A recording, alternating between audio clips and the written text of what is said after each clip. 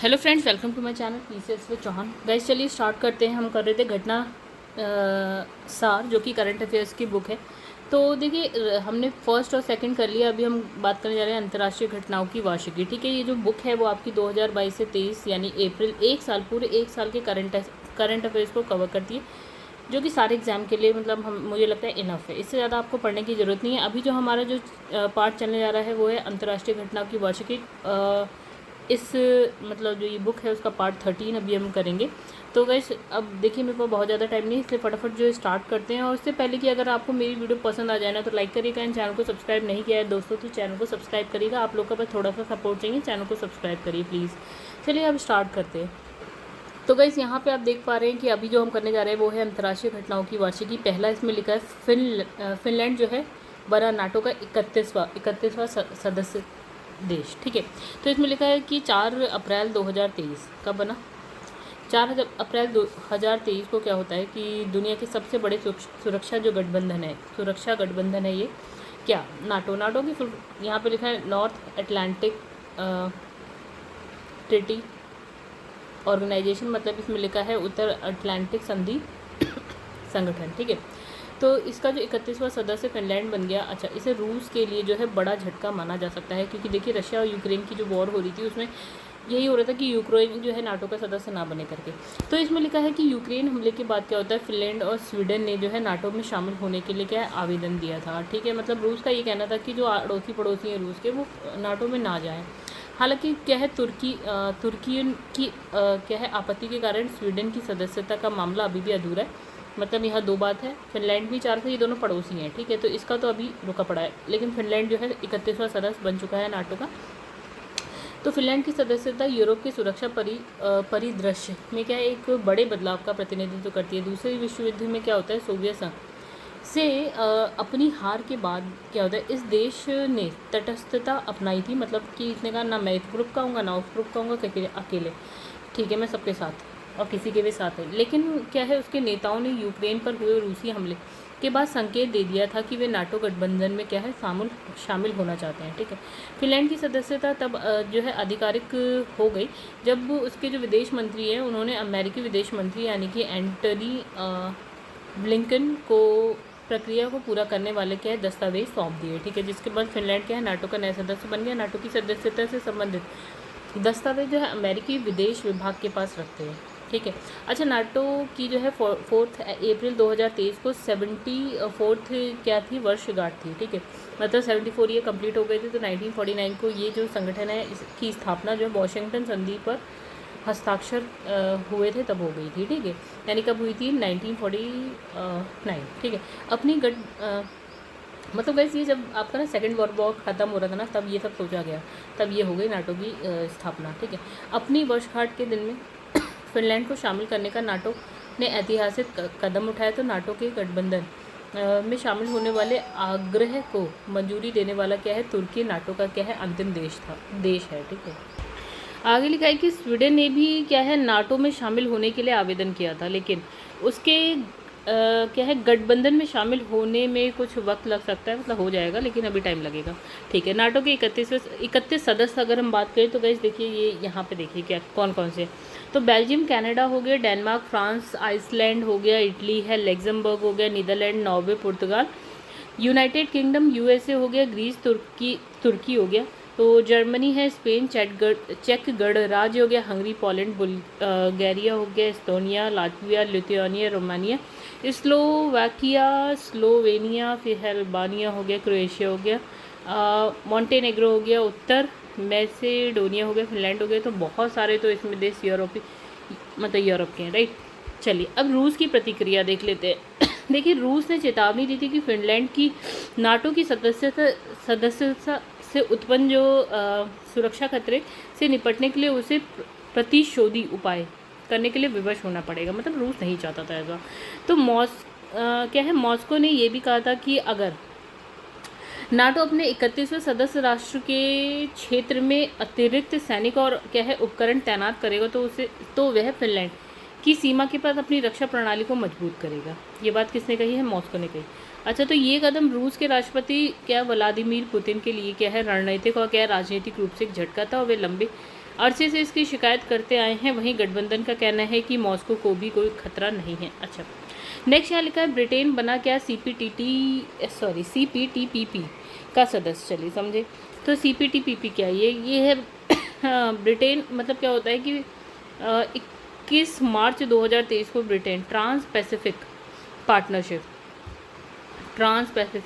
Partnership व्यापार block, ठीक है, के व्यापक प्रगतिशील सदस्यों में शामिल हो गया और इसे जो है आपका ब्रेक्सिट के बाद ब्रिटेन के लिए सबसे बड़ा व्यापारिक सौदा माना जा रहा है, ठीक है।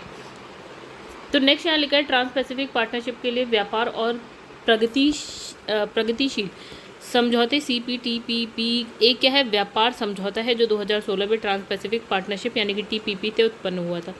इस समझौते में 11 देश हैं। कौन कौन है? ऑस्ट्रेलिया है, ब्रूनेई है, Canada, Chile, Japan, Malaysia, Mexico, New Zealand, Peru है, सिंगापुर है, वियतनाम है, ठीक है। तो ये जो है CPTPP का उद्देश्य सदस्य देशों के बीच टैरिफ कम करके बाजार पहुंच में सुधार करना है और आर्थिक विकास को बढ़ावा देकर व्यापार को बढ़ाना है। तो 31 दिसंबर को क्या होता है 2022 में ब्रिटेन ने औपचारिक रूप से CPTPP में शामिल होने के लिए आवेदन दिया था और इसे जो है साझेदारी में शामिल होने वाला पहला यूरोपीय देश और CPTPP का जो है 12वां सदस्य देश बन गया, ठीक है। तो याद रखिएगा ब्रिटेन की सदस्यता के साथ जो है आपका CPTPP 500 मिलियन लोगों के बाजार को क्या है कवर करेगा, जो वैश्विक GDP का लगभग क्या है 15% है और UK सरकार के अनुमान के मुताबिक जो है ये CPTPP में शामिल होने से जो है लंबे समय में निर्यात को कितना इतने 1.8 बिलियन यूरो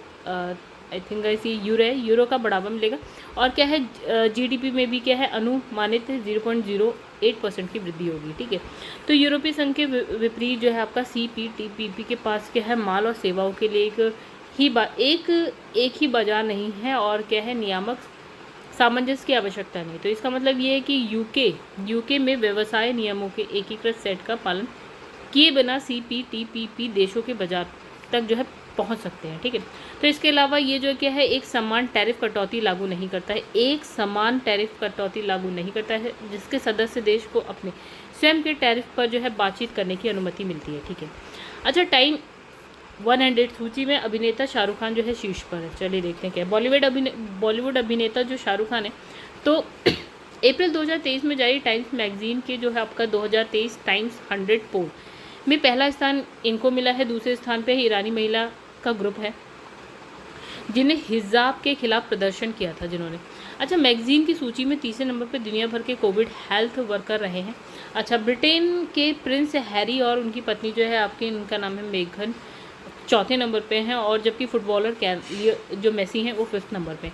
अच्छा, टाइम्स मैगजीन के अनुसार क्या है इस सर्वे में दुनिया भर के 12 लाख लोगों ने जो है हिस्सा लिया था और शाहरुख खान को इस पोल में जो है 4% वोट मिले हैं। दूसरे नंबर पे बुर्के का विरोध करने वाली महिला ईरानी महिला उनको 3% वोट मिले हैं। और अच्छा, जो ईरानी महिला है उनको मैगजीन द्वारा क्या है 2022 के पर्सन ऑफ द ईयर का खिताब भी मिला है, ठीक है। इसके बाद क्या होता है 2% मतों के साथ तीसरे स्थान पर जो कोविड वाले जो स्वास्थ्यकर्मी थे वो जो 2020 में कोरोना महामारी की स्टार्टिंग में अग्रिम पंक्ति में थे, मतलब जो स्वास्थ्यकर्मी थे। चौथे नंबर पर क्या अगर हम बात करें तो प्रिंस हैरी और मेघन मर्केल हैं जिन्हें 1.9% वोट मिले हैं, ठीक है। तो इस साल जो है हैरी अपनी बायोग्राफी को लेकर क्या है सुर्खियों में रहे हैं और वहीं मेघन ने आर्कीटाइप्स नाम के एक पॉडकास्ट को होस्ट किया है। तो सूची में अर्जेंटीना को वर्ष 2022 में अर्जेंटीना के फुटबॉलर हैं जिनका नाम है मेसी, वो उनको कितने प्रतिशत वोट मिले 1.8% और 5th नंबर पे हैं वो। तो सूची में शामिल अन्य लोगों की बात करें तो ऑस्कर विजेता यानी कि मिशेल यो हैं और पूर्व टेनिस खिलाड़ी यानी कि सेरेना विलियम्स है। मेटा के मुख्य कार्यकारी अधिकारी यानी कि CEO मार्क जुकरबर्ग हैं और फिर है ब्राज़ील के राष्ट्रपति यानी कि लुइस इनासियो लूला डा सिल्वा, ये भी हैं, ठीक है। कहाँ के राष्ट्रपति हैं? ब्राज़ील के। नेक्स्ट है दुनिया की पहली तरल हाइड्रोजन संचालित फेरी MF हाइड्रा, ठीक है। तो यहाँ लिखा है नॉर्वेजियन कंपनी यानी कि आपका नॉलेड ने क्या करा है तरल हाइड्रोजन द्वारा संचालित दुनिया की पहली फेरी यानी कि MF हाइड्रा को हाल ही में क्या करा है लॉन्च किया, राइट। तो ये जो फेरी है बैटरी और तरल हाइड्रोजन ईंधन सेल दोनों का उपयोग करती है। और क्या है इसकी शुरुआत में क्या है आपका हेल्जेल में लैंड घाट पर इसका क्या है परीक्षण किया गया। ठीक है, तो ये जो है नॉर्वेजियन समुद्री प्राधिकरण ने क्या करा कि नौका के संचालन की अंतिम मंजूरी दे दी है। और ये समुद्री उद्योग में ग्रीन हाउस गैस उत्सर्जन को कम करने की दिशा में महत्वपूर्ण कदम है। हाइड्रोजन ईंधन सेल एक क्या है उप उत्पाद के रूप में केवल स्वच्छ पानी का जो है आपका उत्पादन करता है। ठीक है, उप उत्पाद में स्वच्छ पानी आता है सिर्फ। तो क्या है इसे निर्माण के बाद क्या 2021 में डिलीवर किया जाएगा। 82.4 मीटर लंबा MF हाइड्रा जो है 300 यात्रियों और क्या है 80 वाहनों को ले जा सकता है। और 9 समुद्री मील की गति पर क्या है मतलब 9 नॉटिकल माइल की गति पर पहुंचने के लिए क्या है ये 200 किलोवाट ईंधन सेल और 440 किलोवाट जनरेटर और 2 क्या है आपका शटल थ्रस्टर का क्या है उपयोग करता है। ठीक है, तो यहाँ पे वर्ल्ड हैप्पीनेस रिपोर्ट 2023 की अगर हम बात करें तो गाइस ये जो है आपका संयुक्त राष्ट्र सतत विकास समाधान नेटवर्क द्वारा प्रकाशित होती है। ठीक है, तो 2023 में जारी की गई है मार्च में। और रिपोर्ट के अनुसार क्या फिनलैंड लगातार जो है छठे वर्ष क्या है फर्स्ट नंबर पे आ रहा है। ठीक है, तो इस रिपोर्ट में क्या है आपका गैल्प वर्ल्ड पोल में मुख्य जीवन मूल्यांकन प्रश्न के डेटा पर आधारित है और जो मापता है कि नागरिक खुद को कितना खुश महसूस करते हैं। रिपोर्ट में कुल जो है 137 देशों ने हिस्सा लिया है, इनकी रैंकिंग दी गई है। तो रिपोर्ट के अनुसार जो है 10 सबसे खुशहाल देश की बात करें तो इसमें फर्स्ट नंबर पे आप जान गए हैं फिनलैंड है, उसके बाद आपका डेनमार्क है, मतलब ये भी यूरोप में हो गया, एक हो गया आइसलैंड, उधर ही है आपका इजराइल हो गया, इजराइल भी हो गया भैया, फिर नीदरलैंड भी है। ठीक है, तो ये आ गए क्रमशः एक के बाद एक। फिर स्वीडन है, नॉर्वे, स्विट्जरलैंड, लग्जमबर्ग। आप देखिए यूरोप के सारे देश हैं। ठीक है, मतलब 10 अन्य यूरोपीय देशों में भी जो है शीर्ष 10 पे यूरोप के मतलब यूरोप के देश हैं।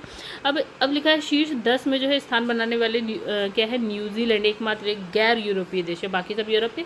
पता है न्यूजीलैंड आ गया टॉप 10 में जो गैर यूरोपीय रैंकिंग सामाजिक समर्थन जैसे कहीं अगर जब रैंकिंग की बात होती है तो आप मैक्सिमम टाइम देखेंगे ना यूरोप के देश हैं, तो आप यूरोप के देशों को रट लीजिए ताकि आपको याद रहे कि किसके बाद किसका नंबर है। रैंकिंग यहाँ लिखा रैंकिंग सामाजिक समर्थन जैसे कारकों की एक श्रृंखला, जैसे कि आपका जीवन प्रत्याशा, जीवन विकल्प बनाने की स्वतंत्रता होगी, उदारता और भ्रष्टाचार की धारणा पर आधारित है।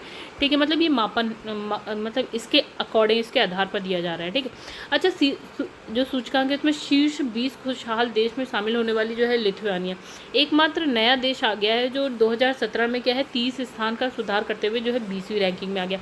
मतलब ये 50 से कहाँ पहुँच गया 20 पे पहुँच गया, मतलब इसने खतरनाक सुधार किया है अपने पर। तो गाइस ये आप देख सकते हैं फर्स्ट नंबर फिनलैंड, फिर डेनमार्क, आइसलैंड, इजराइल, नीदरलैंड। चलिए अब यहाँ लिखा है इसमें क्या है भारत की स्थिति की बात करें तो ये जो है 136 से सुधर कर कितनी होगी 126 होगी, मतलब रैंकिंग है वो 126 भारत की। अच्छा गाइस इसमें एक फनी बात देखिए कि टोटल देश है 137 और हम हैं 126 में, मतलब हम बहुत पीछे। ठीक है, अगर हम बात करें वहीं पे नेपाल, चीन, बांग्लादेश जैसे देश जो है अभी भी क्या है पीछे। ठीक है, चलिए फिर दुनिया की सबसे तेज़ी से बढ़ती जो अर्थव्यवस्था होने के बावजूद भी रिपोर्ट में भारत की रैंकिंग क्या लगातार जो है कम मतलब बेकार है। ठीक है, तो इससे उथल पुथल वाले देशों की तुलना में कैसे कम किया जा सकता है। ठीक है, तो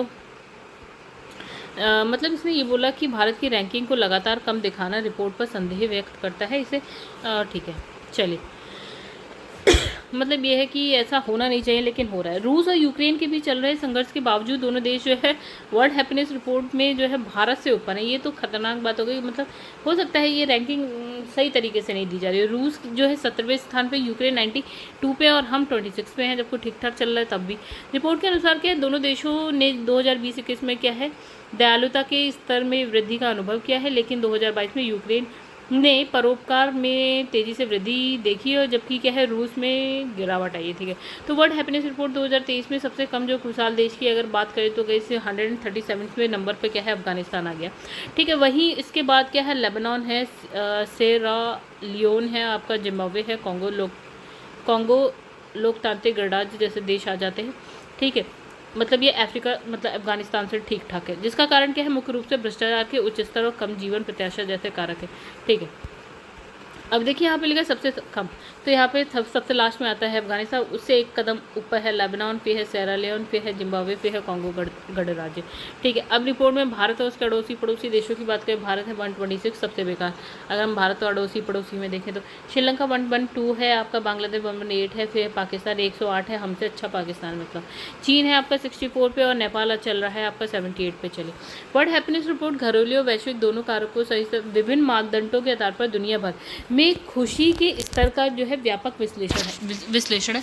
रिपोर्ट लोगों के वर्तमान जीवन संतुष्टि स्तरों के बारे में क्या है, राष्ट्रीय स्तर पर प्रतिनिधि नमूने के फीडबैक के आधार पर खुशी का अनुमान लगाती है। पहली रिपोर्ट जो है 2012 में जो है आपका आई थी, और क्या है ये हर साल आती है। ठीक है, चलो आगे बढ़ जाते हैं। तो यहाँ पे देखिए इसमें लिखा है रवांडा mRNA ये लिखा, वैक्सीन उत्पादन सुविधा वाला जो पहला अफ्रीकी देश बन गया। ठीक है, तो ये क्या है 13 मार्च 2023 को क्या है जर्मन दवा कंपनी यानी कि बायोएनटेक द्वारा विकसित बायोटेनोस नामक mRNA मोबाइल कारखाने के 6 कंटेनर प्राप्त हुए हैं। ठीक है, तो रवांडा के स्वास्थ्य मंत्रालय के अनुसार ये सुविधा जो है लगभग 800 वर्ग मीटर जगह से संचालित होती है।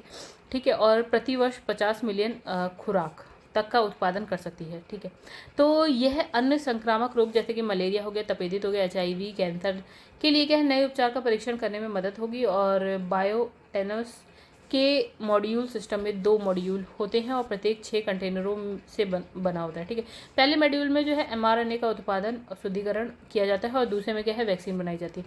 तो इन टीकों का महत्व ये है कि पारंपरिक टीकों की तुलना में अधिक तेज़ी से ये क्या है विकसित किया जा सकता है इसे। ठीक है, तो एक टीका एक जैविक तैयारी है जो एक विशेष संक्रामक और घातक रोग के लिए क्या है सक्रिय अधिग्रहित प्रतिरक्षा प्रदान करता है। ठीक है, तो गाइस यहाँ नेक्स्ट जो है वो है भूटान, संयुक्त राष्ट्र के सबसे कम विकसित देशों की सूची से क्या हो गया बाहर हो गया भूटान। तो दोहा कतर में मार्च 2023 को संपन्न हुए क्या है संयुक्त राष्ट्र के सबसे कम विकसित देशों के शिखर सम्मेलन में क्या है भूटान हिमालय साम्राज्य अब जो है आपका LDC की सूची से हो गया है बाहर। ठीक है, तो ग्रीन नेशनल हैप्पीनेस इंडेक्स के लिए जो है प्रसिद्ध भूटान मतलब क्या है ग्रॉस नेशनल हैप्पीनेस इंडेक्स के लिए प्रसिद्ध कौन है भूटान। 13 दिसंबर 2023 को क्या है यूएनओ की ओर से जो है 1971 में स्थापित क्या है LDC देशों के बैट से जो है ग्रेजुएट होने वाला सातवां देश बन जाएगा। भूटान को 1971 में जो है पहले LDC के समूह में शामिल किया गया था। हालांकि पिछले कुछ दशकों में इसने विभिन्न सामाजिक आर्थिक मापदंडों पर क्या है अद्भुत प्रगति दिखाई है।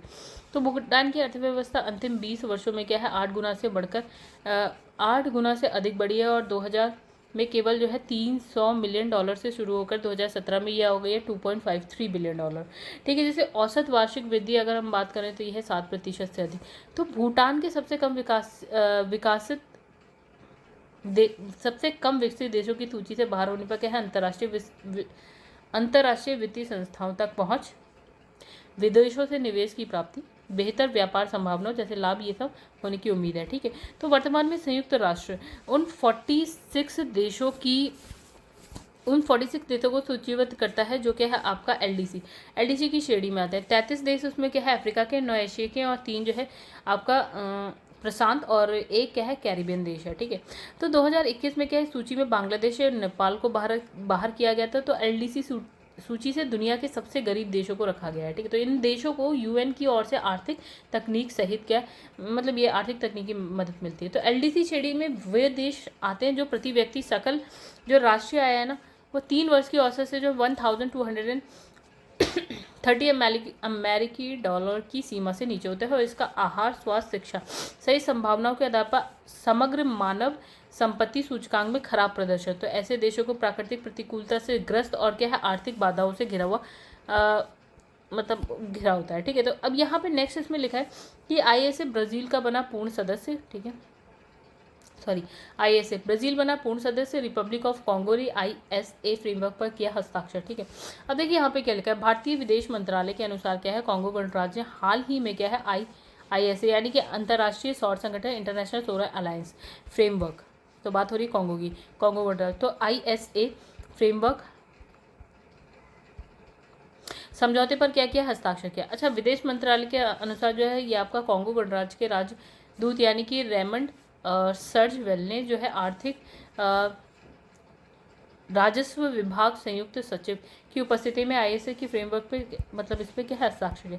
तो इसने कहा ISA की पहल जो है सर्वप्रथम PM मोदी द्वारा नवंबर 2015 में की गई थी। अंतर्राष्ट्रीय और जो ISA सौर ऊर्जा प्रौद्योगिकी की बढ़ती ज़रूरतों के लिए क्या है, क्रिया उन्मुख सदस्य संचालित सहयोगी मंच है। ठीक है, अब ब्राज़ील जो है इसका पूर्ण सदस्य बन गया। इसकी बात करें तो ब्राज़ील जो है ISA का पूर्ण सदस्य बन गया है। भारत में ब्राज़ील के जो राजदूत है यानी कि आंद्रे अरनहा कोरिया दो लोगों ने क्या है आर्थिक कूटनीति के संयुक्त सचिव से मुलाकात की, जिसके दौरान जो है 3 फरवरी 2023 को सदस्यता का कार्यक्रम क्या है आयोजित किया गया। तो ISA के पूर्ण सदस्य के रूप में कोई भी देश अब धन प्रोत्साहन पैकेज, सार्वजनिक नीति और क्या है अनुसंधान विकास से जुड़े बहुपक्षीय प्रयासों में हिस्सा ले सकता है। तो हाल ही में संयुक्त राष्ट्र महासभा ने जो है ISA को जो है पर्यवेक्षक का दर्जा प्रदान किया। तो ISA अंतर सरकारी संगठन है जिससे आंशिक और पूर्ण रूप से क्या है कर्क रेखा मकर रेखा के बीच। तो ये जैसे पृथ्वी है तो गाइस ये है 0 डिग्री, 0 डिग्री के ऊपर 23.5 के बीच वाला जो है ये, तो ये ऊपर वाली है कर्क रेखा, नीचे है मकर रेखा, तो इसके बीच, तो कर्क रेखा मकर रेखा के बीच इससे देश शामिल है। और इसकी जो स्थापना है वो 30 नवंबर 2015 को की गई थी और इसका जो मुख्यालय गुरुग्राम हरियाणा में यानी भारत में। अच्छा, ISA का कल्पना जो है भारत और फ्रांस द्वारा जो है सौर ऊर्जा समाधानों की मदद से जलवायु परिवर्तन के खिलाफ प्रयासों को संगठित करने के रूप में की गई थी। और इसमें क्या है 113 देशों ने जो है ISA फ्रेमवर्क समझौते पर हस्ताक्षर किया है, जिसमें से 86 जो है इसमें फ्रेमवर्क समझौते पर हस्ताक्षर की पुष्टि की और UNO के सभी सदस्यों ने जो है ISA में शामिल होने के मतलब ये पात्र है। ठीक है, अब यहाँ पे लिखा है क्रोएशिया यूरो जोन अपनाने वाला जो है आपका 20वां देश बन गया क्रोएशिया। ठीक है, अब लिखा है 1 जनवरी 2023 को क्रोएशिया की जनता ने क्या है एक नए साल का स्वागत अपने देश के शेंगेन और यूरोजोन का हिस्सा बनने के साथ किया। ठीक है, तो पूर्व यूगोस्लाविया का हिस्सा रहे क्रोएशिया ने क्या किया 1991 में स्वतंत्रता प्राप्त की और क्या है 2007 के बाद यूरोपीय संघ के विस्तार के पहले चरण के तहत 2013 में उसका सदस्य बन गया था। तो 40 लाख आबादी वाले बाल्कन देश है क्या क्रोएशिया कहाँ कौन सा देश है, बाल्कन देश। जब आप यूरोप में देखेंगे ना ऊपर की तरफ, तो बाल्कन देश जो है क्रोएशिया के शेंगेन और क्या है यूरोजोन के सदस्य बनने को जो है यूरोपीय एकीकरण की गहरी होती प्रक्रिया में मील का पत्थर माना जा रहा है। तो यहाँ लिखा है शेंगेन क्षेत्र में जो है 42 करोड़ लोग रहते हैं। दुनिया का सबसे बड़ा क्या है पासपोर्ट मुक्त और सीमा रहित आवाजाही का क्षेत्र है। इसका गठन जो है 1985 में क्या है लग्जमबर्ग के शेंगेन शहर में किया गया था। अच्छा, इस समझौते मतलब शेंगेन समझौता लोगों वस्तुओं सेवाओं की सदस्यता के सदस्य देशों से बीच मुक्त रूप से आवाजाही की अनुमति देता है और इसके लिए क्या है उन्हें सीमा चौकियों पर अपनी आवाजाही और सीमा शुल्क के कागजात दिखाकर शिनाख्त की जांच से नहीं गुजरना पड़ता। मतलब ये समझ लीजिए एक ये देश है और एक ये देश है, अगर आपको यहाँ से जाना हो तो ये आवाजाही मुक्त हो चुका है। मतलब आप इस बॉर्डर पे क्या है कुछ भी ना दिखाएं, अपने डॉक्यूमेंट ना दिखाएं, आप इस बॉर्डर को क्रॉस कर सकते हैं। अच्छा, शेंगेन क्षेत्र में जो आते हैं, ठीक है, शेंगेन क्षेत्र में क्या है यूरोपीय संघ के 23 देश और क्या है यूरोपीय मुक्त व्यापार संगठन के जो 4 देश हैं यानी कि आइसलैंड है, नॉर्वे, स्विट्जरलैंड और क्या है लिechtenstein। ठीक है, ये आते हैं। ठीक है, तो इसमें क्या है कि आप एक देश से दूसरे देश आराम से जा सकते हैं। तो इन देशों के नागरिकों को इनमें से क्या है किसी भी देश जाकर पढ़ने, घूमने, काम करने और रहने की इजाज़त है। तो शेंगेन क्षेत्र के क्या है 27वें सदस्य के रूप में क्रोएशिया शामिल हुआ है और 11 साल में पहली बार किसी नए सदस्य को शेंगेन क्षेत्र में शामिल किया गया है। इससे क्रोएशिया और बाकी सदस्य देशों के बीच जो है आवाजाही में अब किसी भी तरह की पाबंदी नहीं होगी। फिर चाहे ज़मीनी यातायात हो, चाहे रेल हो, समुद्री यातायात, अब आ जा सकते हैं। वायुमार्ग से सफ़र करने वाले के लिए क्या है सभी तरह की जांच जो है 23 मार्च 2023 को समाप्त कर दी गई। मतलब आप कैसे भी आओ जाओ कोई फ़र्क नहीं पड़ता। तो यूरो जोन में जो है यूरो संघ के वे सदस्य हैं जिन्होंने अपनी राष्ट्रीय मुद्रा की जगह क्या है यूरो को अपना लिया है। मतलब अलग अलग देश हैं, अगर यूरो जोन में जितने भी देश हैं उनकी जो राष्ट्रीय मुद्रा हो गई वो मतलब उनकी जो मुद्रा हो गई ना वो यूरो हो गई है। तो यूरोपीय आयोग की अध्यक्षता जो है अध्यक्ष जो है उर्सुला वॉन डर लियेन ने यह बताया कि आज जो है 34.7 करोड़ यूरोपीय नागरिक रोजाना जो है यूरो का प्रयोग करते हैं। तो 2015 में जो है लिथुआनिया की बात करें तो लिथुआनिया द्वारा यूरो को अपनाने वाला जो है क्रोएशिया 20वां देश है और इसकी अपनी मुद्रा क्या है, कुना की जगह अब यूरो अपना ली उनने, ठीक है। जैसे हम मान लो कि रुपये की जगह यूरो अपना ले, ठीक है, ऐसा ही उनने भी करा। तो हालांकि कुना में जो है कुना में जो है विश्वास की कमी के कारण क्रोएशिया में लोग जो है पहले से ही यूरो का क्या प्रयोग करते थे, मतलब उनकी करेंसी अच्छी नहीं होगी तो यूरो का यूज़ वो पहले से ही करें। अच्छा, नेक्स्ट यहाँ लिखा है क्रिस हिपकिंस न्यूजीलैंड के 41वें प्रधानमंत्री बन गए। क्या नाम है, क्रिस हिपकिंस, ठीक है। तो कब बने कोई नहीं पूछता है। तो 21 जनवरी 2023 को न्यूजीलैंड के पीएम जो है आपका जयसिंडा अर्डर्न ने इस्तीफा की घोषणा दी और जो क्रिस हिपकिंस है न्यूजीलैंड के नए प्रधानमंत्री बन गए। तो इसके साथ ही क्या है आपका कारमेल सेपुलोनी ने उप प्रधानमंत्री के रूप में शपथ ले ली। तो जो पीएम पद पर जो है इस वर्ष के अक्टूबर महीने तक रहेंगे कौन, क्रिस हिपकिंस, जिसके बाद जो है देश में आम चुनाव प्रस्तावित हैं, ठीक है, मतलब अक्टूबर के बाद। फिर वह ऐसे समय में देश के पीएम बने हैं जिस समय वैश्विक स्तर पर कई प्रकार की चुनौतियां हैं और साथ ही लेबर पार्टी के लिए क्या है मतलब लेबर पार्टी के लिए भी कम चुनौतियां नहीं हैं, ठीक है। तो यहाँ पे लिखा है 25 जनवरी 2023 को क्रिस हिपकिंस ने न्यूजीलैंड के 41वें प्रधानमंत्री के रूप में शपथ लिया। प्रधानमंत्री बनने से पूर्व क्या है लेबर पार्टी के हिपकिंस जो है देश के शिक्षा, पुलिस और क्या है लोक सेवा मंत्री थे, ठीक है। तो हिपकिंस का जन्म कब हुआ, ये कौन पूछ रहा है पता नहीं, को जो है हट वैली न्यूजीलैंड में हुआ था और हिपकिंस जो है आपका विक्टोरिया विश्वविद्यालय के वेलिंगटन से स्नातक शिक्षा हासिल की। उनका पूरा नाम क्या है, क्रिस्टोफर जॉन हिपकिंस, ठीक है। अच्छा, इनकी पहली बार वर्ष 2008 में क्या है रेमू ताका से सांसद बने थे और ये जो है नवंबर 2020 में कोविड-19 की देखरेख के लिए मंत्री के रूप में नियुक्त किए गए थे। उन्होंने कोविड-19 महामारी के दौरान स्वास्थ्य प्रबंधन में महत्वपूर्ण भूमिका निभाई थी, ठीक है। चलो, अमेरिकी सरकार द्वारा जो है अलास्का में तेल खनन की मंजूरी का विरोध हो गया। अलास्का में जब आप नॉर्थ अमेरिका कॉन्टिनेंट का वो बना देना गाइस, क्या बोलते हैं, मैप ऐसे करके कुछ बनता है, ठीक है। तो अब जो है अलास्का यूएसए का ही पार्ट है, तो आप ऐसे समझ लीजिए, ऐसे बनता है। तो ये वाला पार्ट होता है आपका यूएसए, ठीक है। यूएसए का ही पार्ट है अलास्का, जो कि ये रहा, ठीक है, यहाँ पे। तो यही हो रही बात, इसकी हो रही है। तो अमेरिका सरकार द्वारा अलास्का में जो है तेल खनन को मंजूरी का विरोध, अच्छा तेल खनन नहीं होना चाहिए, ठीक है। तो अमेरिकी सरकार ने ऐसा का विरोध किया। तो 156 साल पहले क्या है रूस से खरीदे गए अमेरिकी राज्य अलास्का, तो बताइए रशिया में था, रशिया से अमेरिका ने खरीद लिया। अलास्का में जो है विवादास्पद तेल खनन परियोजना की बाइडेन सरकार ने हाल ही में मंजूरी मिलने के बाद क्या है इसकी तीखी आलोचना हो रही है, ठीक है। चलिए, तो पर्यावरणविदों और क्या जलवायु परिवर्तन से जुड़े कार्यकर्ताओं ने सरकार के इस फैसले पर क्या है कड़ी नाराजगी दिखाई है और इनका मानना है कि इससे पर्यावरण पर प्रतिकूल प्रभाव पड़ेगा। तो 1954 में क्या हुआ, अलास्का अमेरिका का क्या है 49वां राज्य बन गया और यहाँ क्या है प्राकृतिक गैस, पेट्रोलियम पदार्थ सहित जो हीरे सोने ये अच्छा खाता है इसका भंडार आपको मिल जाएगा अलास्का में, ठीक है। तो सबसे बड़ी तेल उत्पादन कंपनी यानी करीब 8 अरब डॉलर की लागत से तेल और गैस का खनन करेगी। अच्छा, न्यूयॉर्क टाइम्स की रिपोर्ट के अनुसार क्या है इस प्रोजेक्ट से अगले 30 साल में क्या है 600 मिलियन बैरल जो है तेल मिलेगा, जो कि अमेरिका के मौजूदा तेल भंडार से क्या है आपका 1.5 गुना अधिक है, ठीक है। तो कंपनी का दावा है कि इससे अमेरिका को जो है 17 बिलियन डॉलर का राजस्व प्राप्त होगा, जबकि क्या है 2,500 लोगों को नौकरी मिलेगी और इसे अलास्का के इतिहास में संसाधन जुटाने की सबसे बड़ी परियोजना माना जा रहा है। हालांकि बाइडेन प्रशासन ने जो है 5 की बजाय 3 ड्रिल साइट को ही जो है मंजूरी दी।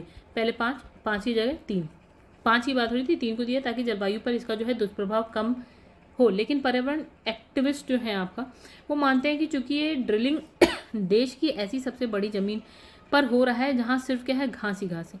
अच्छा, लिहाजा प्रोजेक्ट शुरू होने से वहाँ रहने वाले और अन्य प्रवासी जानवरों का पर इसका क्या है प्रभाव बुरा पड़ेगा। तो इस प्रोजेक्ट को जो है कार्बन बम की संज्ञा दी गई है क्योंकि इससे जो है 260 million ton greenhouse gas उत्सर्जित हो गया और क्या है 70 नए कोयले प्लांट के बराबर। लेकिन इस परियोजना को मंजूरी देना बाइडेन प्रशासन के लिए भी मजबूरी थी। तो यहाँ लिखा है कि खनन करने वाली जो कंपनी है संभावित ड्रिलिंग साइट वाली जो जमीन को पिछले 2 दशक यानी कि पिछले 20 साल से पट्टे पर ले रखा है। अगर अमेरिकी सरकार इसकी मंजूरी देती है तो ये कंपनी जो है आपका कोर्ट चली जाती है और अब क्या है चली जाती तो और तब सरकार जो है $5 अरब भुगतान करना पड़ता सरकार को, ठीक है। 30 मार्च 1967 को अमेरिका ने जो है $72 लाख से रूस से अलास्का को जो है खरीदा था, और अलास्का को कभी रूस का स्वर्ग कहा जाता था, ठीक है। नेक्स्ट यहाँ लिखा है अमेरिका, ब्रिटेन और ऑस्ट्रेलिया के बीच जो है AUKUS समझौता। अमेरिका, ब्रिटेन और ऑस्ट्रेलिया, ठीक है। तो AUKUS ऑस्ट्रेलिया, ब्रिटेन और अमेरिका के बीच एक है त्रिपक्षीय सुरक्षा गठबंधन है, जिसकी घोषणा 2021 में जो है अमेरिकी राष्ट्रपति ने की थी।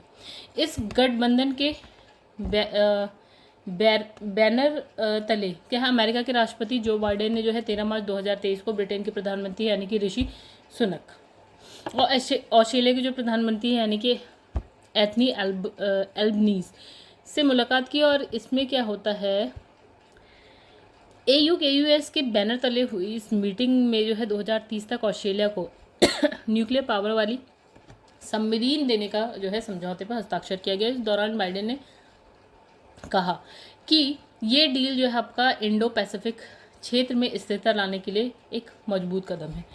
तो समझौते के तहत क्या है, अमेरिका ऑस्ट्रेलिया को 3US Virginia class nuclear powered submarine देगा। आवश्यकता पड़ने पर 2 और सबमरीन की आपूर्ति अमेरिका करेगा। तो इस प्रोजेक्ट के अंतर्गत अमेरिका और ब्रिटेन संयुक्त रूप से जो है 8 SSN AUKUS सबमरीन बनाएंगे और जो है अमेरिकी तकनीक का इसमें प्रयोग होगा। USA, ऑस्ट्रेलिया, ब्रिटेन ने जो है ऑस्ट्रेलिया को परमाणु संचालित हमलावर पनडुब्बी प्रदान करने की योजना की घोषणा करी है, ठीक है।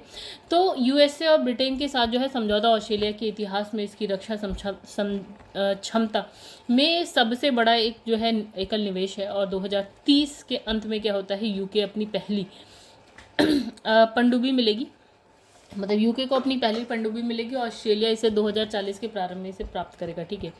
चलिए नेक्स्ट आ जाते हैं। तो यहाँ पे लिखा है कि ऑस्ट्रेलिया के क्रू को जो है आपका ट्रेनिंग देने के लिए 2027 तक 4 अमेरिकी और 1 ब्रिटिश सबमरीन पश्चिमी ऑस्ट्रेलिया में तैनात किए जाएंगे। और AUKUS की संधि भारत प्रशांत क्षेत्र के लिए जो है 15 सितंबर 2021 को घोषित जो है आपका ऑस्ट्रेलिया, यूनाइटेड किंगडम, USA के बीच क्या है एक त्रिपक्षीय समझौता सुरक्षा समझौता है। और क्या है, समझौते के तहत US-UK परमाणु संचालित पनडुब्बियों को प्राप्त करने में ऑस्ट्रेलिया की सहायता करेगा, ठीक है। तो इस गठबंधन में हिंद प्रशांत क्षेत्र में जो है चीन की आक्रामकता को नियंत्रित किया जा सकेगा, ठीक है। तो इस समझौता सैन्य क्षमता पर जो है ध्यान केंद्रित करेगा। इसे 5 आइज वाली जो है खुफिया साझाकरण गठबंधन से अलग करेगा, जिसे न्यूजीलैंड और जो है कनाडा भी शामिल है, ठीक है। और इसमें लिखा है ऑकस डील के तहत जो है आपका AUKUS ऑकस डील के तहत क्या है परमाणु पनडुब्बियों के लिए अभी से लेकर जो है वर्ष 2050 तक $268 अरब से लेकर $368 अरब तक का खर्च की संभावना है। चलिए नेक्स्ट यहाँ पे लिखा है हथियारों के व्यापार पर सिप्री की रिपोर्ट 2022, ठीक है। अब लिखा है स्टॉकहोम। तो गाइस आज का अभी थोड़ा सा गला खराब है इस वजह से। तो यहाँ लिखा है Stockholm International Peace Research Institute SIPRI, ठीक है। तो ये याद रखिएगा। द्वारा जो है 13 मार्च 2023 को जारी किया है आपका Trends in International Arms Transfer 2022 report के अनुसार क्या होता है, भारत 2018 से लेकर 2022 तक का विश्व का सबसे बड़ा जो है हथियार आयात मतलब इम्पोर्टर जो है बन गया है। और इसके साथ सऊदी अरब, यूक्रेन का स्थान आता है, ठीक है। तो मतलब रिपोर्ट के मुख्य बिंदु भी देख लेते हैं। तो इसमें लिखा है कि वैश्विक स्तर पर अंतर्राष्ट्रीय हथियार के हस्तांतरण में 5.1% की कमी आई है। यूक्रेन में युद्ध की पृष्ठभूमि में जो है 2013-17 और क्या है 2018 से 22 के बीच यूरोपीय देशों द्वारा प्रमुख हथियारों के आयात में जो 47% की वृद्धि हुई है, ठीक है। तो वैश्विक हथियारों के निर्यात में अमेरिका की जो हिस्सेदारी है सबसे ज़्यादा है, मतलब निर्यात सबसे ज़्यादा अमेरिका करता है 33 से बढ़कर अब ये हो गई है 40%, ठीक है। अच्छा रशिया जो है अब 22 से बढ़कर मतलब जो निर्यात करा है रूस, तो वो 22 से घटकर अब हो गई है 16%। फ्रांस की देखिए 11% है, चीन की 5.2%, जर्मनी 4.2% जो है हथियारों को निर्यात करता है। अच्छा भारत की बात करें तो वर्ष 2018-19 में हथियारों का विश्व में सबसे बड़ा आयातक, ठीक है, कुल वैश्विक आयात का 11% से भारतीय आयात कर रहा है। 2013 से 17 और क्या है 18 से 22 के मध्य क्या है अपने हथियारों के आयात में जो है 11% की गिरावट के बावजूद भी भारत जो है शीर्ष पर है अभी भी।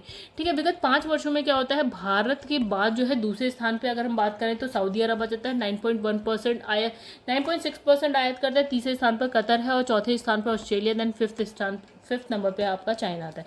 तो भारत को जो है हथियार की आपूर्ति सबसे ज़्यादा कौन कर रहा है, देखिए नहीं आपूर्ति जो रूस ने 2013-17 और 18-22 के मध्य जो है भारत को सबसे बड़ा आपूर्तिकर्ता कौन है, रूस है। और किंतु भारत में हथियारों के आयात में इसकी जो हिस्सेदारी कितनी है 64% से अब गिर के कितनी हो गई है 45% हो गई है। और फ्रांस की 2018-22 की अगर हम बात करें तो दूसरा सबसे बड़ा जो है हम भारत जो है आयात करते हैं तो फ्रांस से करते हैं और इसकी जो आपूर्ति करता है फ्रांस जो कर रहा है वो है 29%। ठीक है, तो फिर उसके बाद अगर हम बात करें तो यूएसए का नंबर आता है जो कि हमें आयात करता है कितना 11% हथियार। ठीक है, तो भारत के मुख्य हथियार जो है आपूर्तिकर्ता के रूप में रूस की स्थिति अब जो है आपूर्तिकर्ता देश से कड़ी प्रतिस्पर्धा के कारण दबाव में जबकि भारतीय हथियारों के उत्पादन में वृद्धि हुई है।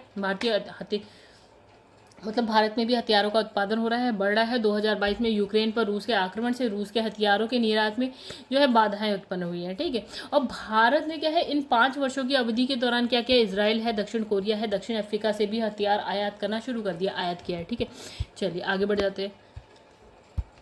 ठीक है, तो यहाँ लिखा है नाइट फ्रैंक की इंटरनेशनल रेजिडेंशियल इंडेक्स 2023। ठीक है, देखिए यहाँ लिखा है 1 मार्च 2023 को लंदन स्थित स्थापित जो संग्रहालय फर्म नाइट फ्रैंक ठीक है द्वारा इंटरनेशनल रेजिडेंशियल इंडेक्स 2023 जारी किया गया। ये सूचकांक दुनिया भर में जो प्रमुख आवासीय संपत्ति बाजार के रुझानों और प्रदर्शन में अंतर्दृष्टि प्रदान करती है। ठीक है, रिपोर्ट में क्या है, मोनाको को दुनिया का सबसे महंगा शहर बताया है और जहां 1 मिलियन अमेरिकी डॉलर में आपको जो है 17 वर्ग मीटर जगह मिल सकती है। ठीक है, मतलब सबसे महंगा है मोनाको। ठीक है, इसके बाद कौन आता है, हांगकांग है, फिर न्यूयॉर्क है, सिंगापुर। अच्छा, विदेशी स्थान में यूनाइटेड किंगडम यूएई हो गया, यूएसए घर खरीदने के लिए सबसे पसंदीदा स्थान है। ठीक है, अब सूचकांक में क्या है, यूके पहली प्राथमिकता के रूप में जो है प्रदर्शित है। इसमें जो है 47% उत्तरदाताओं ने इसके प्रति जो है आत्मीयता दिखाई। ठीक है, यूएई 41% के साथ दूसरे स्थान पर है और यूएसए जो है 29%, कनाडा 18% के साथ है। अच्छा, इंटरनेशनल रेजिडेंशियल इंडेक्स में क्या है, प्राइम इंटरनेशनल रेजिडेंशियल इंडेक्स यानी कि PIRI 100 जो कि 100 प्रमुख शहरों में मूल्य प्रदर्शन को जो है ट्रैक करता है भी प्रदर्शित किया गया है।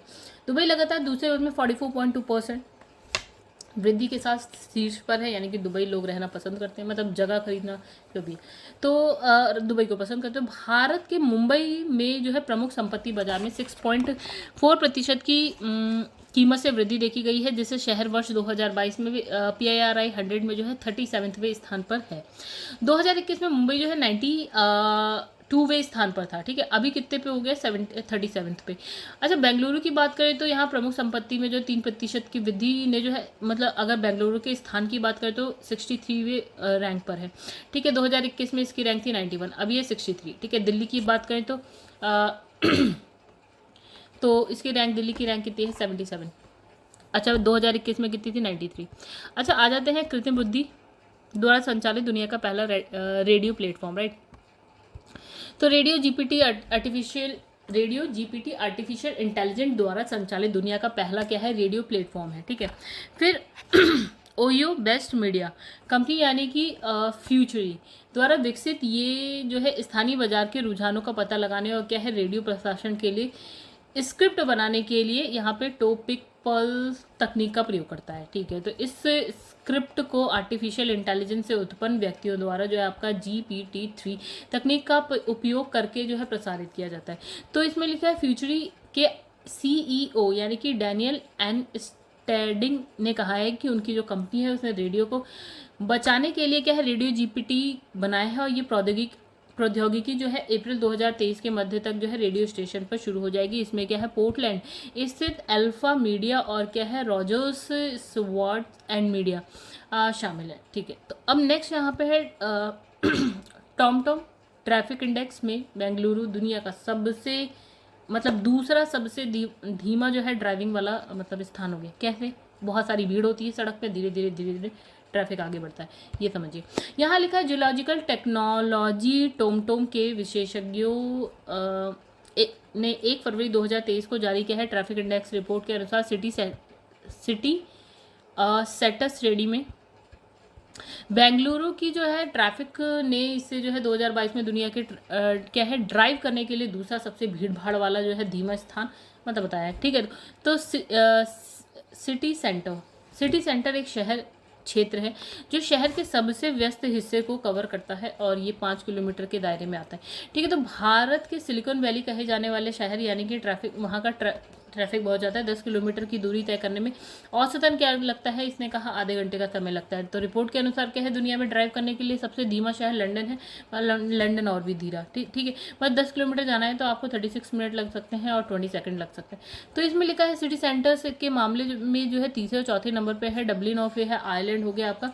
इसमें टाइम कितना लगेगा? 10 किलोमीटर जाने में 28 मिनट लग जाते हैं। और फिर है आपका साप्पोरो जापान, ये 27 मिनट में 10 किलोमीटर जाएगा। और छठे स्थान पर आपका हो गया मिलाट इटली और पुणे भारत। ठीक है, अब इसमें भारत के अन्य भीड़भाड़ वाले शहरों में आता है नई दिल्ली, जो जिसकी रैंक कितनी है 34, मुंबई की रैंक है आपकी 47। ठीक है, तो बेंगलुरु की क्या थी 2।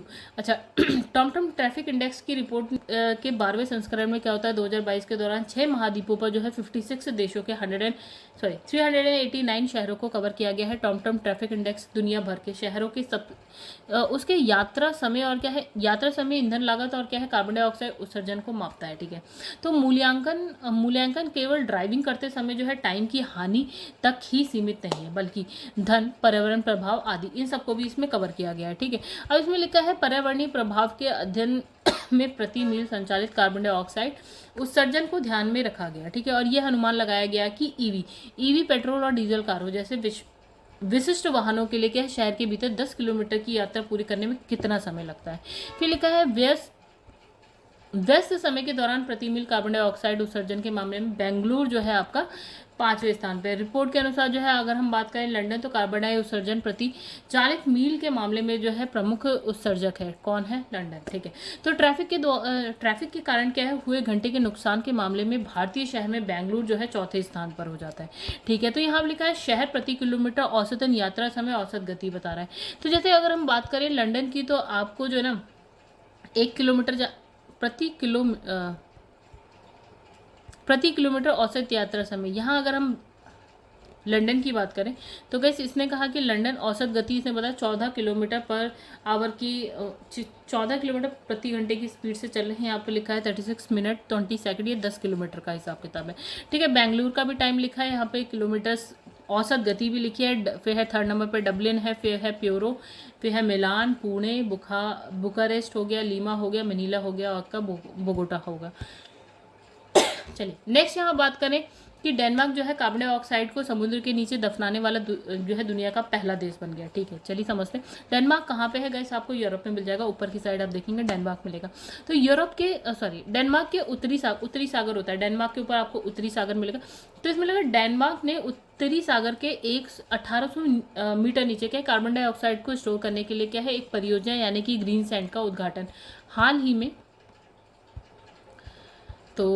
में क्या है, इस तरह के डेनमार्क क्या है विदेशों से आयातित मतलब कि दूसरे देशों से क्या है कार्बन डाइऑक्साइड आ रही है और समुद्र के अंदर उसको दफनाने वाला जो है पहला देश बन गया। कार्बन डाइऑक्साइड कब्रिस्तान, जहाँ वातावरण को और क्या है अधिक गर्म होने से रोकने के लिए कार्बन इंजेक्ट किया जाता है एक पुराने तेल क्षेत्र की साइट पर है। ठीक है, तो यहाँ लिखा ब्रिटिश रासायनिक दिग्गज क्या इनियोस और जर्मन तेल कंपनी आपका है विंटर्सहॉल डीए के नेतृत्व में क्या है आपका ग्रीन सैंड परियोजना से जो है 2023 तक प्रतिवर्ष 8 मिलियन टन कार्बन डाइऑक्साइड तक स्टोर करने की उम्मीद है। राइट, तो इस परियोजना के लिए क्या है उत्तरी सागर को उपयुक्त माना गया है। क्योंकि दशकों से हो रहे तेल और गैस उत्पादन के बाद इस क्षेत्र में पहले से भी पाइपलाइन और संभावित भंडार स्थल है।